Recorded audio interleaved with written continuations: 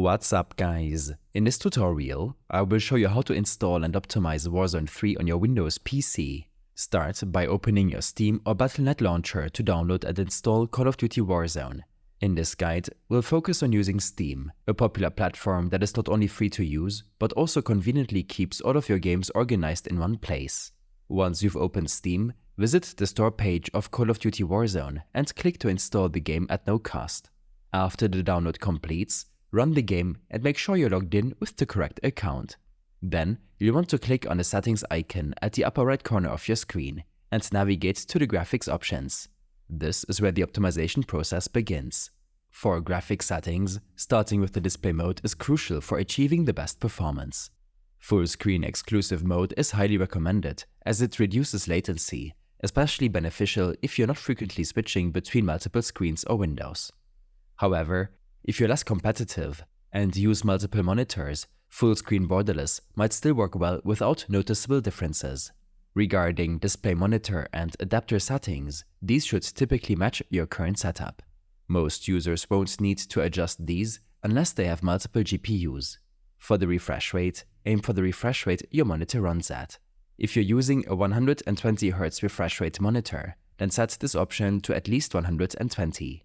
The display resolution should ideally be set to the highest your monitor supports. As for the aspect ratio, choose the one that works best for you. Considering your monitor specs, set the aspect ratio accordingly. For most users, a 16:9 aspect ratio is recommended. Display gamma settings vary based on your device. 2.2 is standard for PC monitors, while 2.4 suits TV screens better. Adjusting the brightness above the default 50 to around 50 or even 60 can significantly improve visibility in darker areas of the game. An important feature for minimizing latency is the NVIDIA Reflex Low Latency setting. If your system is GPU bound, setting this to on is advisable. For those with CPU bound systems, on plus boost might be more appropriate. Note that AMD card users won't have this option. The setting helps reduce system latency.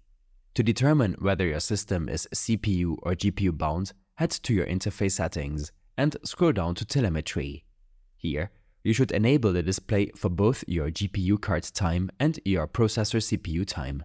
It's important to perform this check in-game, as the menu readings aren't accurate.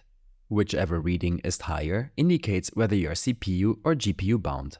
For example, if your GPU timer is higher, you're GPU bound, which is common for most players.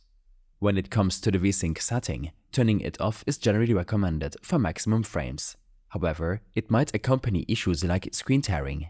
If screen tearing is a problem for you, enabling VSync is an option, though it might come with some latency.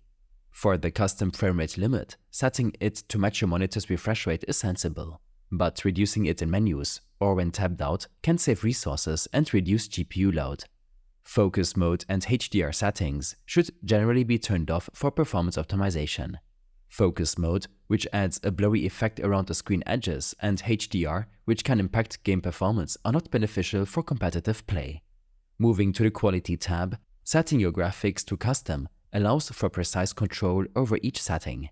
Keeping your render resolution at 100% is ideal as it maintains game clarity without unnecessary adjustments. Dynamic resolution, which adjusts based on performance, is not recommended for average to high-end PCs due to better alternatives like upscaling and sharpening features. Fidelity FX CAS is a great option for sharpening the game's appearance with minimal impact on your frame rate. For those on lower-end systems, NVIDIA DLSS or AMD FSR 2.1 can offer performance gains but may introduce latency. VRAM settings should be carefully adjusted. Setting it too high can lead to stuttering and hitching. A setting to around 50 to 70% is typically optimal for balanced performance, but it will largely depend on your available VRAM when in-game. Variable rate shading is another beneficial setting, improving FPS by prioritizing the render quality in the center of the screen over the edges. In the Details and Textures section, setting most options to low can significantly improve performance without drastically reducing visual quality. Exceptions can be made for high-end PCs where settings like texture resolution can be increased for better visuals without impacting performance. Shadows, one of the most demanding features, can be adjusted for balance between appearance and FPS. Screen space shadows and ambient occlusion settings can also be tweaked to improve visibility and performance. The view settings, including field of view and ADS field of view, are subjective and can affect performance. A higher FOV provides a wider view but may impact FPS, especially above 100. The ADS field of view setting, affected versus independent, alters how the FOV changes when aiming.